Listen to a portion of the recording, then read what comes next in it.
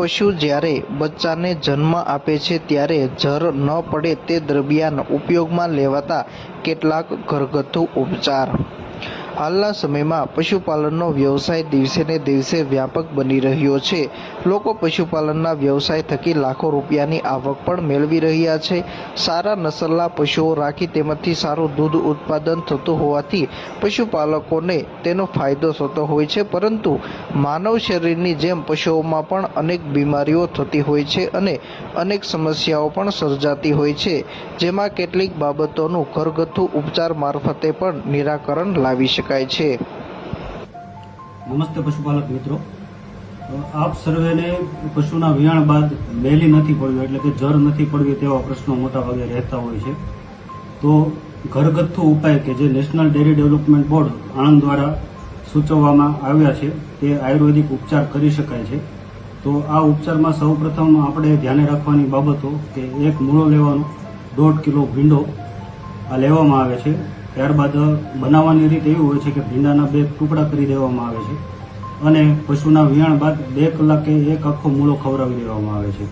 જો 2 કલાકમાં પણ મેલી ના પડે તો ત્યારબાદ જે ભીંડો છે એ 1.5 કિલો ભીંડો મીઠા સાથે યોગ્ય પ્રમાણમાં મિશ્રણ કરીને ખવડાવવામાં આવે છે અને 8 કલાક બાદ આ મિશ્રણ ખવડાવવાથી મોટાભાગે મેલી પડી જતી હોય છે. તેમ છતાં પણ મેલી ના પડે તો એક ઘરગથ્થુ ઉપાય એવો કરી શકાય કે જરનો જે બહારનો ભાગ છે તેને ગાંઠ લગાવીને અને ગાંઠના આગળના ભાગેથી જર થોડી કાપી નાખવામાં આવે છે. બાકીનો ભાગ ઓટોમેટિક અંદર જતો રહેશે. ત્યારબાદ આ સમગ્ર પ્રક્રિયા થઈ જાય પછી ખાસ સલાહ સૂચન છે કે ક્યારેય તમારી જાતે જર હાથ મૂકીને પાડવાનો પ્રયાસ ના કરવો, કારણ કે તેનાથી ગર્ભાશયમાં ઇન્ફેક્શન લાગવાની પણ શક્યતા રહે છે.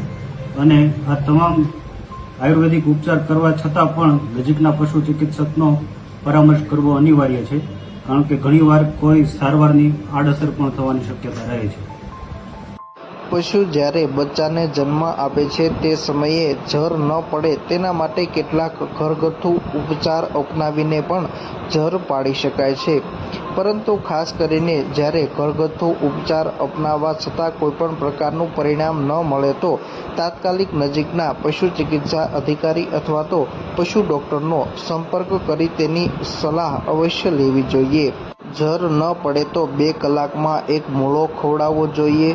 જો 8 કલાક સુધી જર ન પડે તો 1.5 કિલો ભીંડો ગોળ અને મીઠા સાથે ખવડાવવો જોઈએ. આ ઉપરાંત જો 12 કલાક સુધીમાં જર ન પડે તો જરને છેક ઉપરના ભાગેથી ગાંઠ મારી